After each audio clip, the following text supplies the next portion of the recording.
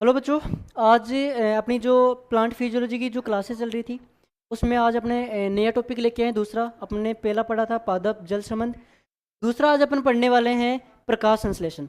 Okay, तो प्रकाश संश्लेषण क्या होता है ये सबको पता ही है कि पौधे क्या करते हैं, प्रकाश की उपस्थिति में अपना खाना बनाते हैं। ये क्रिया किस में होती है? पादपों में। तो पादपों में क्या होता है? भोजन बनाना, भोजन निर्माण। पौधे में जो भोजन निर्माण की जो क्रिया है उसको अपन क्या बोल देते हैं? प्रकाश संश्लेषण बोल देते हैं। प्रकाश संश्लेषण में क्या होता है? तो इसकी एक रिएक्शन होती है कि CO2 प्लस H2O। अपन बात करते हैं कि जब CO2 और जल आपस में क्रिया करते हैं तो इससे क्या बनता है? C6H12O6 बनता है। साथ में यहाँ पे ऑक्सीजन को रिमूव कर दिया जाता है। ये अपन पढ़ते हैं, ये इसकी रिएक्शन होती है। तो यहाँ क्या हो रहा है, और यहाँ पे अपन किसका यूज करते हैं? क्लोरोफिल और सूर्य का प्रकाश। तो मैं यहाँ लिख देता हूँ सूर्य प्रकाश, और साथ में हरित लवक, हरित लवक। और हरित लवक में क्या होता है? पर्णहरित, पर्णहरित जो इसमें वर्णक है। ओके, तो रिएक्शन आपको समझ में आ गई कि CO2 प्लस जल के मोलिक्यूल मिलकर क्या बना रही है। तो यहाँ पे इसको यदि मैं बैलेंस करूँ तो ये 6, ये 12 और ये यहाँ पे 6 आ जाते हैं। इसकी क्या है? रिएक्शन है। बच्चों समझ में आया क्या? इसकी रिएक्शन है। तो प्रकाश संश्लेषण की क्रिया में क्या क्या होता है यहाँ पे यदि मैं बात करूँ तो प्रकाश संश्लेषण एक उपापचय क्रिया। अपन बात करते हैं जब उपापचय क्रिया की बात करते हैं तो उपापचय क्रिया में दो क्रियाएं होती है, एक अपचय एक उपचय। अपचय का मीन्स होता है किसी पदार्थ का कूटना, बोले तो केटालिक रिएक्शन उसको बोलते हैं अपन, ठीक है। और एक आती है एनाबोलिक रिएक्शन। एक यानी कि एक तो आता है मेटाबोलिक, और उसमें दो आती है केटाबोलिक और एनाबोलिक। केटाबोलिक होती है अपचयन अभिक्रिया, अपचयन या अपचय होना, किसी चीज़ का टूटना। एक होती है उपचय यानी कि एनाबोलिक रिएक्शन जिसमें किसी चीज़ का निर्माण होता है। तो अपन प्रकाश संश्लेषण में क्या कर रहे हैं? दो छोटे छोटे सिंपल पदार्थ मिल रहे हैं, एक CO2 है एक ये है, और इससे क्या बन रहा है? एक जटिल पदार्थ C6H12O6। तो इसका मीन्स यह क्या? एक उपचय अभिक्रिया है। तो प्रकाश संश्लेषण क्या है? एक उपचय अभिक्रिया है। बोले तो यह एक एनाबोलिक अभिक्रिया है। क्या है भाई? एनाबोलिक अभिक्रिया है। पहली चीज तो ये है।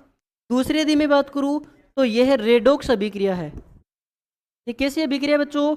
रेडोक्स अभिक्रिया है। रेडोक्स अभिक्रिया का मीन्स होता है कि इसमें एक तो ऑक्सीकरण होता है, एक तो ऑक्सीकरण होता है, और दूसरा इसमें अपचयन भी होता है। एक तो इसमें ऑक्सीकरण होता है और एक इसमें अपचयन होता है। ये अपन को समझ में आ गया। तो ऑक्सीकरण किसका होता है और अपचयन किसका होता है? तो यहां मैं बात करूं जो जल का अणु है इसका ऑक्सीकरण होता है, और ऑक्सीकरण होने से क्या निकल जाता है? जल, यानी सॉरी O2 निकल जाता है। तो यहाँ पे किसका ऑक्सीकरण होता है? जल का ऑक्सीकरण होता है, और इसके ऑक्सीकरण होने से क्या निकल जाता है? O2 निकल जाती है। अपचयन किसका होता है? तो अपचयन होता है CO2 का, और CO2 का जब अपचयन होता है तो यहाँ मैं बात करूँ CO2 का जब अपचयन होता है तो क्या बनता है? C6H12, तो इससे बनता है C6H12O6 बन जाता है। ये अपन ने बात की प्रकाश संश्लेषण के बारे में। प्रकाश संश्लेषण क्या है? तो ये रेडोक्स अभिक्रिया है, एक ये एनाबोलिक रिएक्शन है, ऑक्सीकरण अभिक्रिया है, अपचयन अभिक्रिया है। थर्ड चीज यदि मैं बात करूँ तो इस अभिक्रिया में अपन को क्या चाहिए? उष्मा चाहिए, एनर्जी चाहिए। तो यह एक उष्मा शोष्य अभिक्रिया है। ये कैसे अभिक्रिया है? उष्मा शोष्य अभिक्रिया है। ये अपन को समझ में आ गया। इस अभिक्रिया को करवाने के लिए अपन को ATP चाहिए, ठीक है। अपन बात करें नेक्स्ट स्लाइड के ऊपर, अपन बात करें नेक्स्ट स्लाइड के ऊपर। तो नेक्स्ट स्लाइड में अपन क्या देखने वाले हैं कि जो प्रकाश संश्लेषण है ना ये कहाँ होता है, इसका स्थल बात करूं मैं। प्रकाश संश्लेषण का स्थल, तो प्रकाश संश्लेषण के लिए अपन को चाहिए एक कोशिकांग जिसका नाम है हरित लवक। क्या नाम है बच्चों? हरित लवक चाहिए। बोले तो अपन को क्लोरोप्लास्ट चाहिए। और क्लोरोप्लास्ट के अंदर यदि मैं स्ट्रक्चर की बात करूं तो क्लोरोप्लास्ट की स्ट्रक्चर कुछ इस टाइप से होती है बच्चों। ये दोहरी झिल्ली वाला एक कोशिकांग होता है, और इसके अंदर कुछ लिक्विड भरा होता है।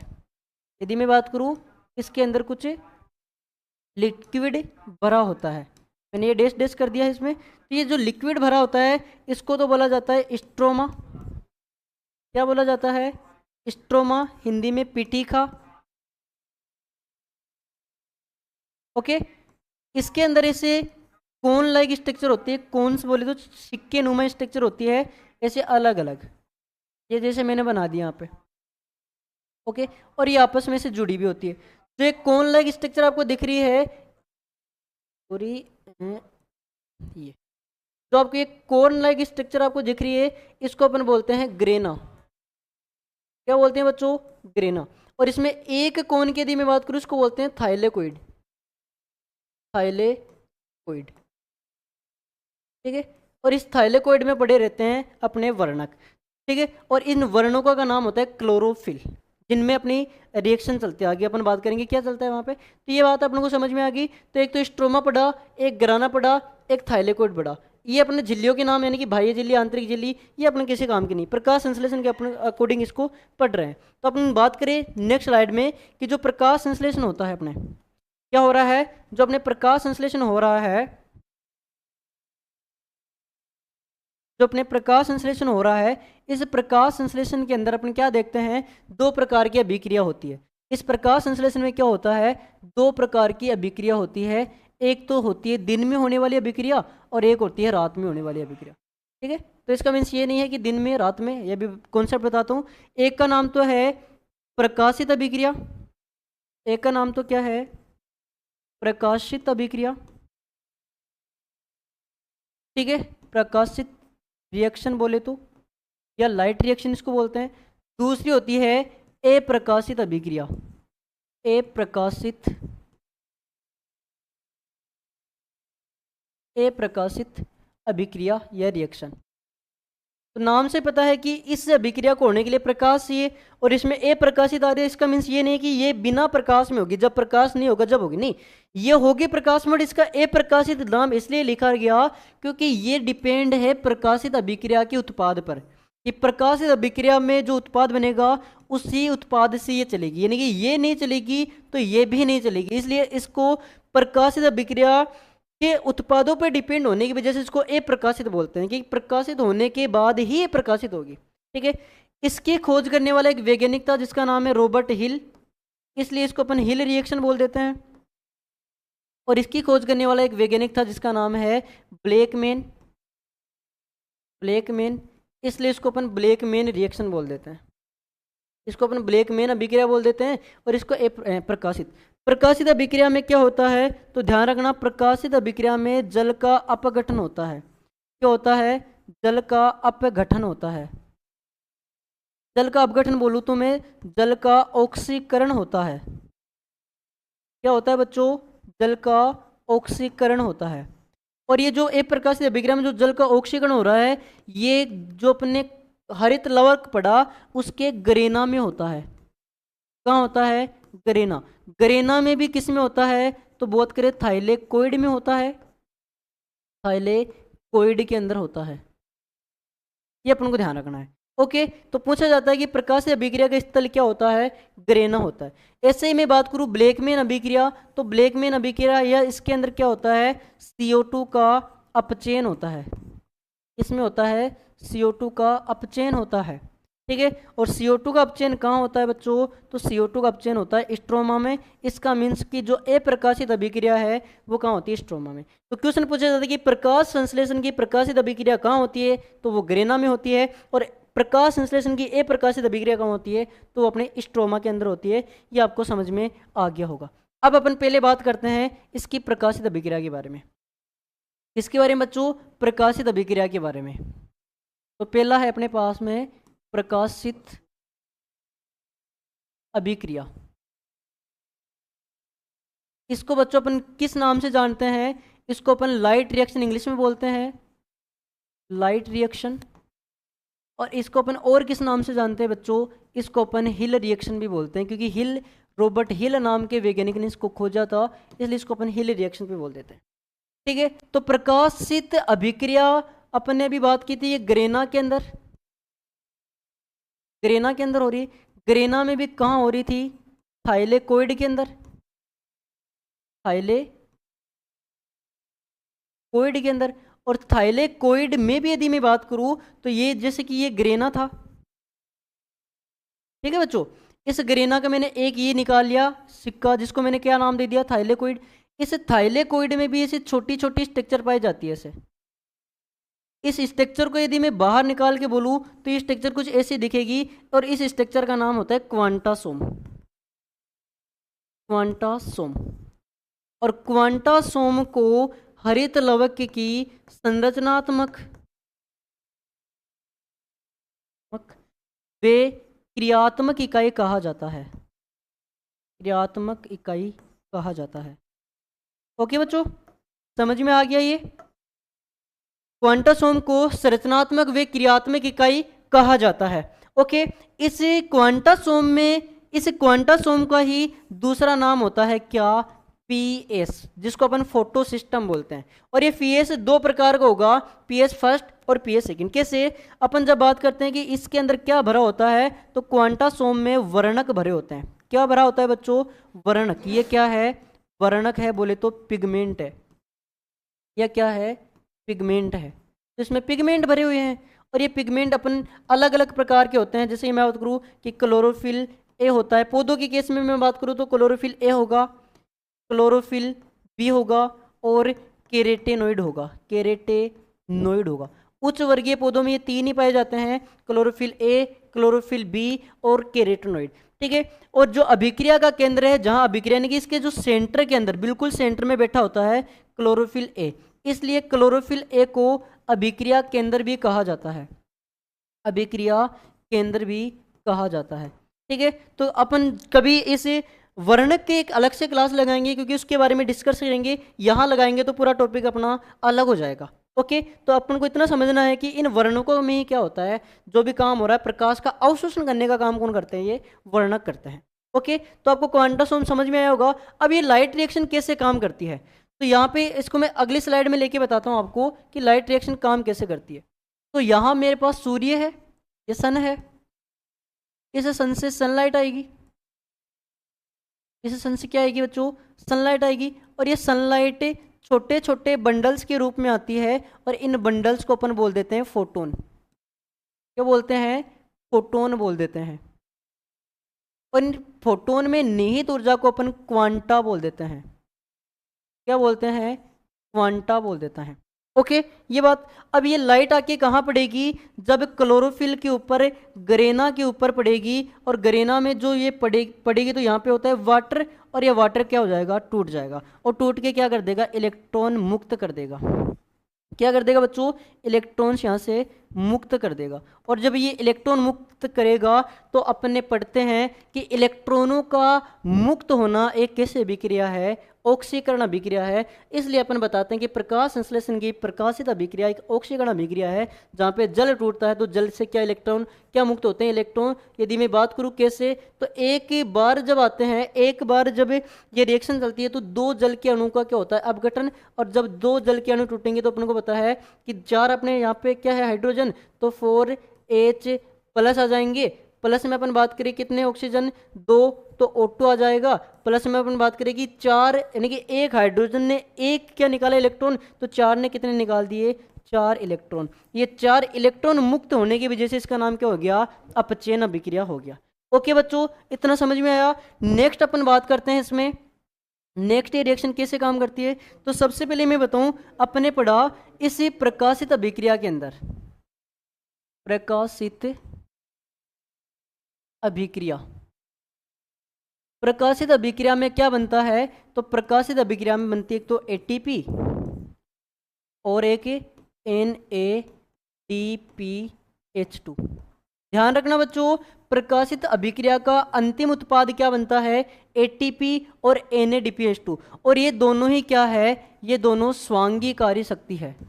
याद रखना, स्वांगीकारी शक्ति। अभी बताऊंगा क्या होती है स्वांगीकारी शक्ति। बोले तो एसिमिनेटरी पावर बोला जाता है, जिसमें से एटीपी एक ऊर्जा है और NADPH2 अपचायक शक्ति है। क्या है बच्चों, अपचायक शक्ति है। यानी कि अपन ने क्या बात की थी कि प्रकाशित अभिक्रिया के ऊपर डिपेंड करती है अप्रकाशित अभिक्रिया। प्रकाशित अभिक्रिया में ऑक्सीकरण होगा, ऑक्सीकरण होने से NaDPH2 बनेगा। NaDPH2 को अपने अपचायक शक्ति बोलते हैं, रिड्यूसिंग पावर बोलते हैं, और ये रिड्यूसिंग पावर जाएगी नाइट वाली रिएक्शन में, बोले तो डार्क रिएक्शन में, बोले तो अप्रकाशित अभिक्रिया में, और वहां अपन को पता है CO2 का अपचयन होता है, और वो अपचयन करने वाला कौन है, ये। इसलिए बोलते हैं कि अप्रकाशित अभिक्रिया प्रकाशित अभिक्रिया के ऊपर निर्भर करती है, क्योंकि यदि ये अपचायक शक्ति नहीं बनेगी, CO2 का अपचयन करने वाला नहीं बनेगा, तो CO2 का अपचयन कौन करेगा। इसलिए अपन बोलते हैं कि वो किसके ऊपर डिपेंड है, उसको अपन लाइट डिपेंडेंट रिएक्शन भी बोलते हैं। ठीक है, ये अपन को ध्यान रखना। तो यहाँ पे क्या बनेगा, ये कैसे बनता है, तो ये जो प्रोसेस है, इस प्रोसेस का नाम है फास्फोरिलीकरण। फास्फोरिलीकरण, तो फास्फोरिलीकरण की प्रोसेस के द्वारा क्या बनती है अपने, ये ATP और NaDPH2 बनती है। ये फास्फोरिलीकरण जो प्रोसेस है, ये दो प्रकार से चलती है बच्चों। एक चलती है अचक्रीय फास्फोरिलीकरण, और दूसरा चलता है बच्चों चक्रीय फास्फोरिलीकरण। चक्रीय फास्फोरिलीकरण, अचक्रीय। मैं बात करूं जो चक्रीय फास्फोरिलीकरण है, ये बहुत ही कम रेयर केस में, यदि अनॉक्सियस अवसन वगैरह हो रहा है उस टाइम पर बनेगा, और ये मुख्य रूप से जो चलती है वो चलती है अचक्रीय। इन दोनों को मैं सिंपली आपको बताऊंगा जो क्वेश्चन बनते हैं। यदि इनको अपन डीप में जाना चाहेंगे तो बहुत ज़्यादा हो जाएगा, तो मैं पहले बताता हूँ आपको अचक्रीय, जो सबसे इंपॉर्टेंट है। अचक्रीय में क्या होगा, सबसे पहले PS सेकंड आएगा। ध्यान रखना PS सेकंड क्या है, यानी कि फोटो सिस्टम सेकंड, और PS सेकंड ध्यान रखना कितनी लाइट को एब्जॉर्ब करते हैं, 680 नैनोमीटर। कितनी लाइट को, इसलिए इसको मैं P680 भी बोल देता हूँ। ओके, अब यहाँ सबसे पहले क्या आएगी, लाइट आएगी, और यहाँ लाइट आएगी तो इस PS सेकंड के पास, याद रखना बच्चों, जल अपघटनीय कारक,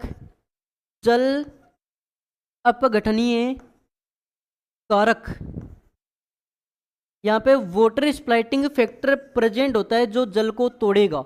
ओनली PS सेकंड के पास होता है बच्चों, BS फर्स्ट के पास में जल अपघटनीय कारक नहीं होता। ओनली किसके पास होता है, PS सेकंड। तो याद रखना अचक्रीय फास्फोरिलीकरण में ही जल का अपघटन होता है, चक्रीय में नहीं होता, क्योंकि चक्रीय में केवल PS फर्स्ट भाग लेता है, सेकंड भाग नहीं लेता है। ठीक है, आया समझ में। यहां अब क्या हुआ, जल का अपघटन हुआ, तो यहां अपन ने बात की कि एक साथ कितने जल के अणु, 2 जल के अणु, कितने बच्चों, 2। तो जल के 2 अणु जब टूटते हैं तो 4 इलेक्ट्रॉन निकलते हैं, पहली चीज। और जल का जो अपघटन करवाने वाले जो तत्व है ना, एक तो है क्लोरीन और दूसरा है मैग्नीज। ध्यान रखना, एग्जाम में पूछा जाता है कि जल अपघटन करवाने वाले तत्व कौन से हैं, क्लोरीन और मैग्नीज। यहाँ ये 4 इलेक्ट्रॉन निकलेंगे, तो सबसे पहले किसके पास जाएंगे, यहाँ पे जाएंगे पीएच के पास। किसके पास, पीएच के पास, फियोफाइटिन के पास। फियोफाइटिन से ये किसके पास जाएंगे, यहाँ पे मैं बता देता हूँ, पीक्यू के पास। पीक्यू से किसके पास जाएंगे, साइटोक्रोम बी के पास। साइटोक्रोम बी से किसके पास जाएंगे, साइटोक्रोम एफ के पास। साइटोक्रोम एफ से किसके पास जाएंगे, साइटोक्रोम सी के साथ, यानी कि पीसी के पास। पीसी से फिर कहाँ जाएंगे, वो जाएंगे पीएस फर्स्ट के पास। पीएस फर्स्ट से फिर कहाँ जाएंगे, एफएस के पास। एफएस से कहाँ जाएंगे, एफएनआर के पास। इतना आप लोगों को नहीं पढ़ना, क्वेश्चन ही नहीं आएगा भाई। अपन काम की चीज बता दें कि फाइटोक्रोम यानी कि पीएच से सीधा ये इलेक्ट्रॉन मैं भेज देता हूँ पीसी के पास में। बीच के मैंने सब कुछ खा दिया, और यहाँ जब बीच में जो खाया ना, वहाँ पे काम इंपोर्टेंट हो रहा है। यहाँ पे बेटा क्या बनती है, एटीपी बनती है। क्या बनती है बेटो, एटीपी। और कितनी एटीपी बनती है तुम्हें ध्यान रखना है, यहाँ पर 3 एटीपी बनती है। ठीक है, तो मैं ये बात कर रहा हूँ कि अचक्रीय फास्फोरिलीकरण में कितनी एटीपी बनी, 3 एटीपी बनी। कहाँ बनी, फाइटोक्रोम से जब पीसी बन रहा है। तो यदि तुम्हें और ज्यादा एग्जैक्ट पोजीशन पूछ लेना, वैसे कोई नहीं पूछ रहा इतना डीप में, तुम्हें तो कोई नहीं पूछेगा, नीट में पूछ ले तो अलग बात है। तो ये और भी पूछ लेना तो बता देना भाई कि साइटोक्रोम एफ और साइटोक्रोम B6 के बीच में क्या बनती है, अपने 3 एटीपी बनती है। आया समझ में। अब क्या हुआ, जो पीसी सेकंड है अपने क्या पढ़े, अचक्रीय। चक्रीय होता है तो घूम के इलेक्ट्रॉन वापस कहाँ चला जाता है, पीएस सेकंड के पास में, चक्कर नहीं करेगा। ये अचक्रीय है, इसलिए ये वापस कहाँ जाएगा, पीएस फर्स्ट के पास में जाएगा। कहाँ जाएगा, पीएस फर्स्ट। तो क्वेश्चन पूछा जाता है कि पीएस सेकंड और पीएस फर्स्ट को जोड़ने वाली योजक कड़ी कौन है। वेरी वेरी इंपॉर्टेंट क्वेश्चन बच्चों। पीएस सेकंड और पीएस फर्स्ट के बीच की योजक कड़ी कौन है, पीसी। सर पीसी का नाम क्या पीसी है, नहीं बच्चों, इसका पूरा नाम होता है, पीसी का पूरा नाम होता है प्लास्टोसाइनिन। प्लास्टोसाइनिन।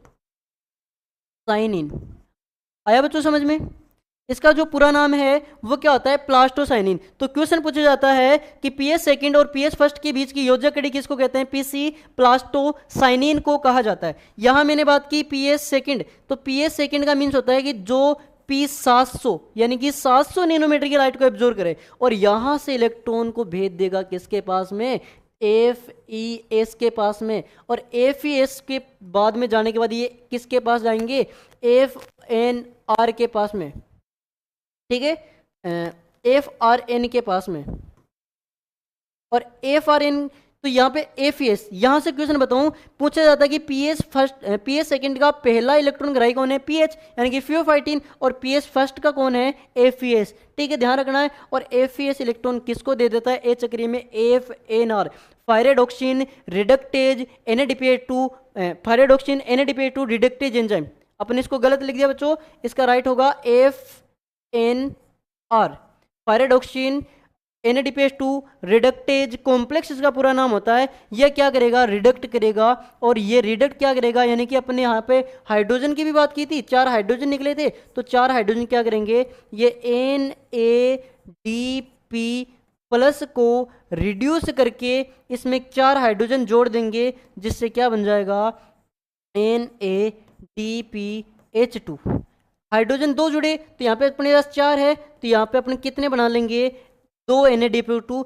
टोटल मिला के आपको जो क्वेश्चन पूछे जाते हैं, मैं यदि आपको सिंपली बताना चाहूँ तो क्वेश्चन एक तो पूछा जाएगा कि जो जल का अपघटन है वो किसके पास होता है, पीएच सेकंड के पास में, फर्स्ट के पास में नहीं होता।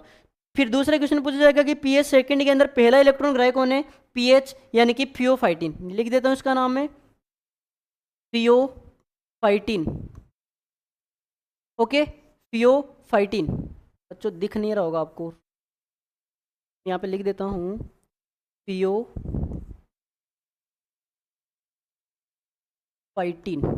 ओके, ये हो गया।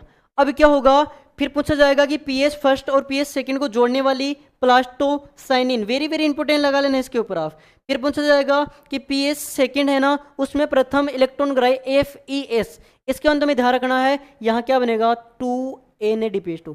तो यहाँ पे ध्यान रखना है, ए चक्रीय फास्फोरिलीकरण में ATP भी बनेगी और NADPH2 भी बनेगा, जबकि चक्रीय में अपन केवल ATP बनाते हैं, NADPH2 नहीं बनाते। ये भी इंपॉर्टेंट क्वेश्चन है, ठीक है। तो यहाँ पे 3 ATP और 2 NADPH2 बन गए। ये अपनी क्या थी, प्रकाश ए चक्रीय फास्फोरिलीकरण। इसका स्क्रीनशॉट ले लेना बच्चों आप, ओके। अपन नेक्स्ट बात करते हैं चक्रीय फास्फोरिलीकरण। किसकी बात कर रहे हैं बच्चों, चक्रीय फास्फोरिलीकरण। चक्रीय में मैंने आपको बताया ओनली पीएच फर्स्ट भाग लेगा, इलेक्ट्रॉन घूम के वापस पीएच फर्स्ट के पास आ जाएगा, यहाँ कोई वाटर नहीं टूटेगा, डायरेक्ट लाइट पड़ेगी, लाइट से इलेक्ट्रॉन मुक्त होंगे, इलेक्ट्रॉन मुक्त होंगे तो एफएस के पास जाएंगे, एपीएस के पास जाने के बाद वो PQ साइटोक्रोम F के पास, फिर B6 के पास, और घूम के इलेक्ट्रॉन वापस कहाँ जाएगा, यहाँ पे, ठीक है। तो इलेक्ट्रॉन घूम के यदि अपने घर पे आ जाता है तो उसको मैं क्या बोल देता हूँ, चक्रीय। और यहाँ पे ध्यान रखना बच्चों, कितनी ATP, 2 ATP, यहाँ पर 2 ATP का निर्माण होता है, वैसे इतना ही ध्यान रखना। यहाँ पे ना तो क्या बनता है, ना तो यहाँ पे NADPH2 बनता है, ना ही यहाँ पे जल का अपघटन होता है, यानी कि ना ही यहाँ पे जल बनेगा, ना ही यहाँ पे पीएच फर्स्ट और पीएच सेकंड दोनों काम आएंगे, केवल कौन सा आएगा, पीएच फर्स्ट, ठीक है। तो ये चीज़ें तुम्हें यहाँ पे ध्यान में रखनी होती है, ठीक है। तो ये मैंने बताया कि जो चक्रीय है ना, बहुत ही रेयर केस में होता तो ए चक्रीय वाला ही है। ये आपको प्रकाश संश्लेषण की प्रकाशित अभिक्रिया समझ में आ गई होगी। यदि इसका मैं आपको सार बताना चाहूँ तो सार ये है कि यहाँ पर 2 चीज चल रही है, एक तो ए चक्रीय और एक चक्रीय। आपको यदि वो समझ में नहीं आया तो कोई दिक्कत नहीं, आपके क्वेश्चन इस सार से आने वाला है। चक्रीय में मैं बात करूँ तो पीएस सेकंड व पीएस प्रथम दोनों भाग ले रहे हैं, तो यहाँ पर केवल पीएस फर्स्ट भाग लेगा ओनली। पहला अंतर तो ये हो गया। दूसरा, O2 निकलती है क्योंकि जल का अपघटन होगा, O2 नहीं निकलेगी क्योंकि जल का अपघटन यहाँ पे नहीं होता है, ओके। यहाँ पे O2 नहीं निकलेगी। थर्ड, यदि मैं बात करूँ, यहाँ पर 3 तो ATP बनी थी और साथ में ही 2 NADPH2 बने था, ओके। इसके बाद यदि मैं बात करूँ यहाँ पे, तो यहाँ पे क्या बना था, ओनली 2 ATP, यहाँ पर NADPH2 नहीं बनता है। ये हो गया आपके चक्रीय अचक्रीय। इसके बाद यदि मैं बात करूँ जो चक्रीय फास्फोरिलीकरण है ये कहाँ कहाँ होगा, तो चक्रीय जो फास्फोरिलीकरण है, जो चक्रीय फास्फोरिलीकरण है ये कहाँ कहाँ होने वाला है, तो चक्रीय फास्फोरिलीकरण यानी कि पीएस फर्स्ट भी और पीएस सेकंड भी। तो ये थाइलेकोइड, थाइलेकोइड वे ये ग्रेना, ग्रेनल थाइलेकोइड, ये आपको शायद समझ में नहीं आ रहा होगा, बट कोई ना, आप छोड़ो, आपको तो ये अंतर याद है तो आप एग्जाम में राइट आंसर कर दोगे। ओके, ये हो गया अपना प्रकाश संश्लेषण की अप्रकाशित अभिक्रिया। अपन बात करेंगे प्रकाश संश्लेषण की प्रकाशित अपन बात करेंगे अभी अप्रकाशित। पहले अपने प्रकाशित देख लिए, तो ये प्रकाशित, अप्रकाशित, या बोले तो इसको मैं डार्क रिएक्शन। इसके बाद यदि मैं बात करूं अप्रकाशित अभिक्रिया, डार्क रिएक्शन या ब्लैकमैन रिएक्शन, ये इसको मैं बोल दूंगा। ठीक है, तो प्रकाश संश्लेषण की अप्रकाशित अभिक्रिया स्ट्रोमा में देखी थी अपन ने, और इस अभिक्रिया में क्या होता है, CO2 का अपचयन होता है, CO2 का अपचयन होता है बच्चों। ये चीज आपको समझ में आ गई होगी कि अप्रकाशित अभिक्रिया स्ट्रोमा के अंदर होती है जिसमें CO2 का अपचयन करके अपन क्या बना देते हैं, C6H12O6 बोले तो ग्लूकोज का निर्माण कर देते हैं। बड़ी ये अभिक्रिया अलग अलग पौधों में अलग अलग प्रकार से, तो इससे लगभग 3 प्रकार के पौधे, इसके अकॉर्डिंग इसको अपन 3 भागों में अपन पढ़ते हैं, C3 पौधे हैं, C4 पौधे हैं, केम पौधे हैं। तो यहाँ पे अपन 3 प्रकार की रिएक्शन देखेंगे, C3 चक्कर, C4 चक्कर और केम चक्कर। मैं चक्कर आपको नहीं बताऊंगा, क्वेश्चन बताऊंगा और उससे बाहर आपके कुछ भी एग्जाम में नहीं जाएंगे, ये मेरी गारंटी है। ठीक है, तो सबसे पहले यदि मैं बात करूं C3, सबसे पहले यदि मैं बात करूं C3 चक्कर, C3 चक्कर की खोज करने वाला केल्विन था, इसलिए इसको अपन केल्विन चक्कर भी बोल देते हैं। क्या बोल देते हैं बच्चों, केल्विन चक्कर भी बोल देते हैं। यहाँ पे C3 का मीन्स क्या है, तो इसमें जो पहला उत्पाद बनेगा, पहला जो स्थायी उत्पाद बनेगा, प्रथम स्थायी उत्पाद जो बनता है उस उत्पाद का नाम होता है 3PGA, यानी कि 3 फास्फोगिल्सरिक अम्ल, 3 फास्फोगिल्सरिक अम्ल। ठीक है, तो ये अपन बात करें तो ये होता है 3 कार्बन का। तो पहला उत्पाद यहाँ पे 3 कार्बन का बनने की वजह से इसको अपन किस नाम से जानते हैं, C3 चक्कर के नाम से जानते हैं। तो यहाँ पे पहला उत्पाद क्या है ये। इसके बाद यदि मैं बात करूँ कि ये जो C3 साइकिल हो रहा है इसका अंतिम उत्पाद क्या है बच्चों, अंतिम उत्पाद, इसका जो अंतिम उत्पाद है वो क्या होता है, तो वो होता है RUBP। क्या होता है बच्चों, RUBP, राइबोलेज बिसफास्फेट। क्या होता है, राइबोलेज बिसफास्फेट, जो कि कितने कार्बन का होता है बच्चों, ये होता है 5 कार्बन का। थर्ड यदि मैं बात करूं तो इसके अंदर जो मुख्य एंजाइम है, क्या बता रहा हूं मैं, मुख्य एंजाइम, तो इसका जो मुख्य एंजाइम है वो कौन होता है बच्चों, तो वो होता है रुबिस्को, RUBISCO, रुबिस्को। रुबिस्को का पूरा नाम होता है राइबोलेज बिसफास्फेट कार्बोक्सिलेज ऑक्सीजनेज एंजाइम, ये इसका पूरा नाम है। पूरा नाम आपको एग्जाम में कोई नहीं पूछेगा, आपको तो इतना ध्यान रखना कि मुख्य एंजाइम रुबिस्को है। इसके बाद यदि मैं नेक्स्ट बात करूं तो नेक्स्ट में इसमें आएगा प्रथम, जो मैं आपको लाइनें बता रहा हूं ना वो आप रट लेना, आपके इससे बाहर कुछ नहीं जाएगा। प्रथम CO2 ग्राही, क्या पूछ रहा है, प्रथम CO2 ग्राही। सबसे पहले CO2 को ग्रहण कौन करेगा, तो उसका नाम है रुबिस्को। क्या नाम है बच्चों, रुबिस्को, रुबिस्को। तो प्रथम CO2 ग्राही कौन होगा इसमें, सॉरी बच्चों, RUBP, ये तो एंजाइम था ना, इसका जो होगा वो है RUBP। प्रथम CO2 ग्राही कौन है बच्चों, RUBP इसका प्रथम CO2 ग्राही है। इसके बाद यदि मैं बात करूं तो यहाँ अपने जो डार्क रिएक्शन होती है वहाँ पे ATP और NADPH2 का यूज किया जाता है। तो यहाँ जो एक CO2 के लिए केल्विन चक्र या C3 चक्र है ना वो एक बार चलता है। ठीक है। और अपन को पता है कि जब अपन 6 CO2 का यूज करेंगे तो जब जाके क्या बनेगा, एक ग्लूकोज बनेगा, एक ग्लूकोज बनेगा। तो मैं बात करूं, ये क्या हो गया, इधर देख, इस हो गया क्या,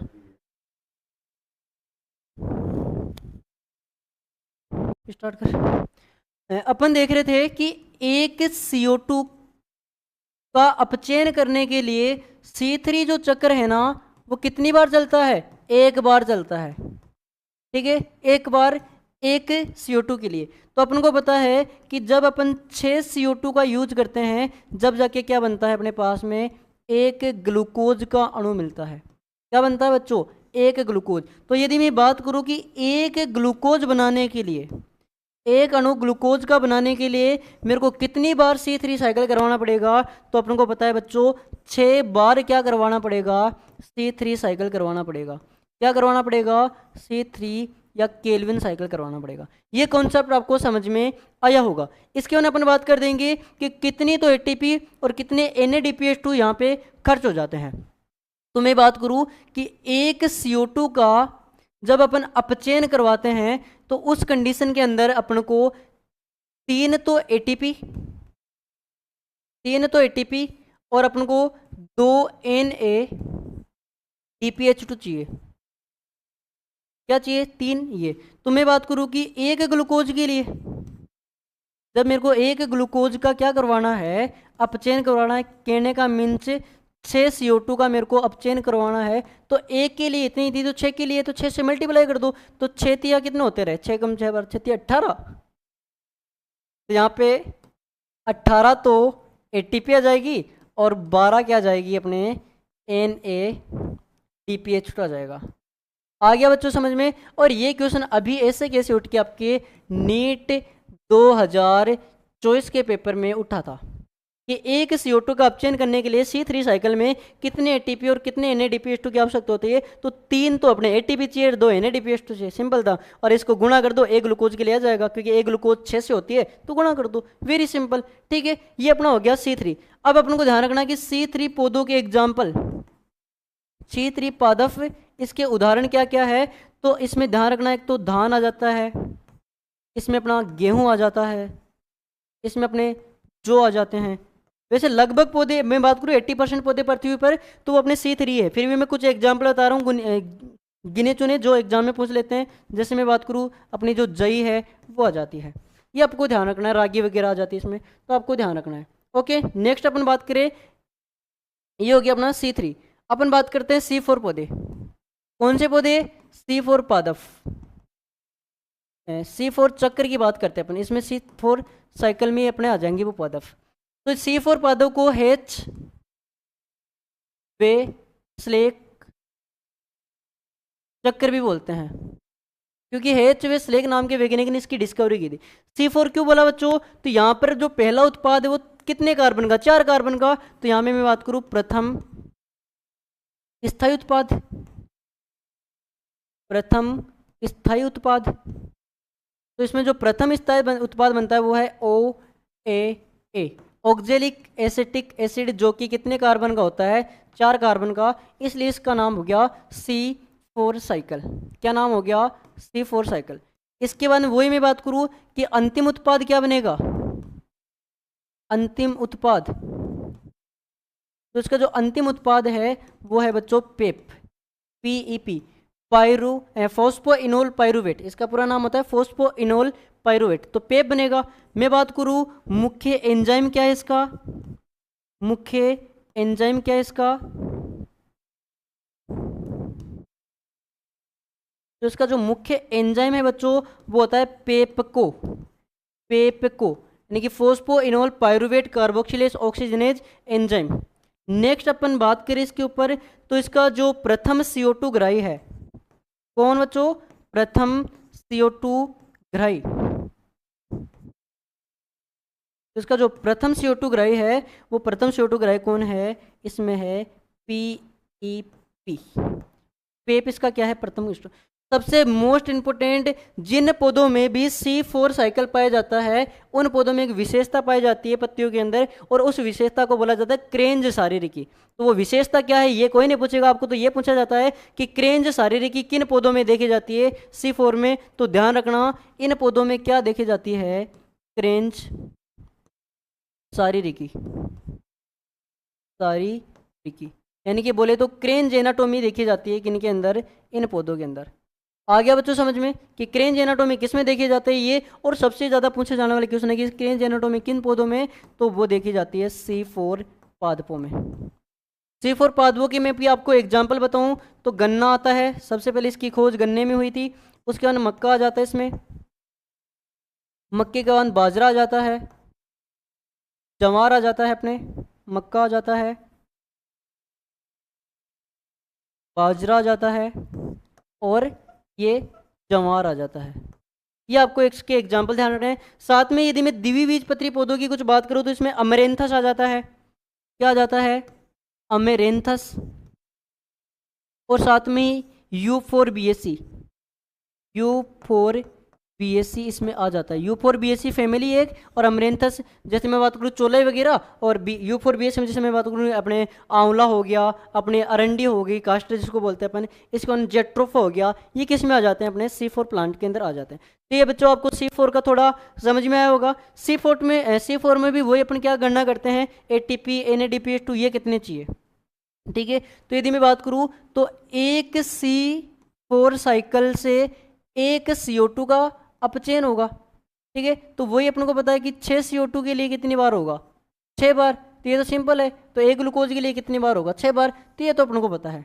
बट ध्यान रखना कि C3 चक्र है ना, C3 चक्र को सार्वत्रिक चक्र कहते हैं, सार्वत्रिक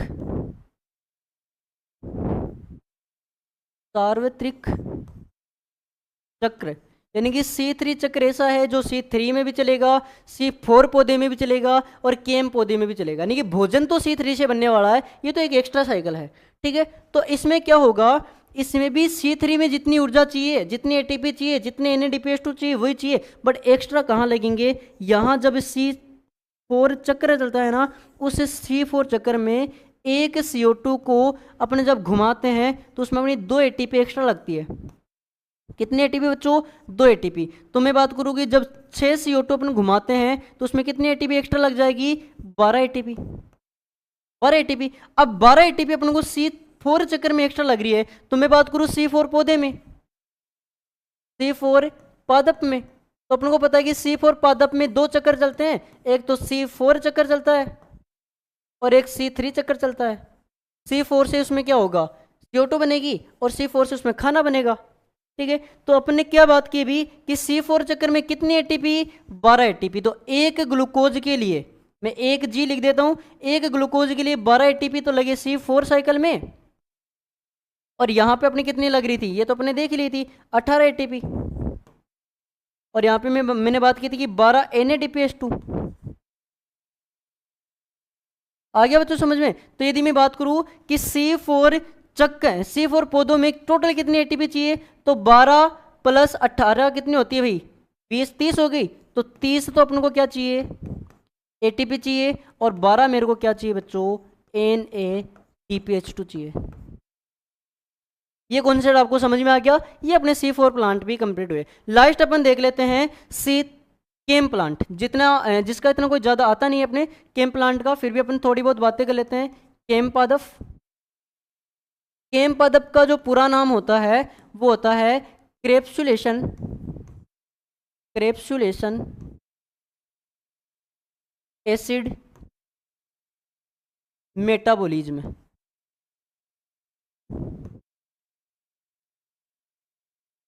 इसका पूरा नाम होता है क्रेप्सुलेशन एसिड मेटाबॉलिज्म। इन पौधों की एक खासियत है जो आपको एग्जाम में पूछी जाती है, और कुछ भी नहीं पूछा था, और तो सारा C4 की जैसे है। इसमें जो काम दिन में होना होता है वो नाइट में होता है, और जो नाइट में होना होता है वो दिन में होता है। और वो काम क्या है, रंध्रों का खुलना, रंध्रों का खुलना। इसमें क्या होता है, इसमें रंध्र है ना, दिन में तो क्या होते हैं, बंद, वैसे नॉर्मल कंडीशन में रंध्र दिन में खुलते हैं और रात्रि में क्या होते हैं, खुलते हैं, यानी कि खुले। और ऐसे प्लांट को बोला जाता है scoto active plant, scoto active plant या पादप। और ये क्वेश्चन एग्जाम में पूछा जाता है कि स्कोटो एक्टिव प्लांट कौन से होते हैं, केम पौधे जिनमें रंध्र दिन में तो बंद और रात्रि में खुलते हैं। स्कोटो एक्टिव का मीन्स होता है कि रात के टाइम सक्रिय रहने वाली चीज, स्कोटो एक्टिव। तो रात में क्या होते हैं, रंध्र सक्रिय रहते हैं, खुलते हैं, इसको स्कोटो एक्टिव प्लांट बोलते हैं। ठीक है, केम में वही है, पेप अंतिम उत्पाद है, ऑक्जेलिक एसिटिक एसिड प्रथम उत्पाद है, पेप को इसका मुख्य एंजाइम है जो कि C4 में था। तो सारा का सारा C4 वाला सीन है। आपको ध्यान रखना है कि रंध्र कब खुलते हैं कब बंद रहते हैं। इसके अलावा इसके एग्जाम्पल ध्यान रखना, रेगिस्तानी पौधे, रेगिस्तानी पादप। और जिनमें भी मैं यदि फेमस कुछ एग्जाम्पलों की बात करूं जो एग्जाम में आते हैं, तो एक तो कैक्टस ध्यान रखना बच्चों, कैक्टस। दूसरा आपको ध्यान रखना है गंवार पाठा, गंवार पाठा जिसको एलोवेरा बोल देते हो आप। इसके बाद तीसरा आपको ध्यान रखना है बच्चों क्या, पाइनएप्पल, पाइनएप्पल। और पाइनएप्पल पे थोड़ा टिक लगा लेना क्योंकि कंफ्यूज करता है, पाइनएप्पल केम पौधा है।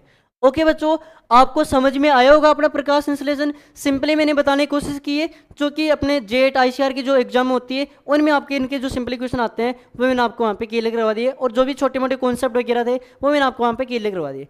ठीक है, तो आज की क्लास आपको कैसे लगी कमेंट में जरूर बताना, और नेक्स्ट वीडियो में किसके ऊपर लेके आऊँ वो आप बताना। वीडियो अच्छी लगी तो लाइक करना, शेयर करना और कमेंट जरूर करना। Thank you.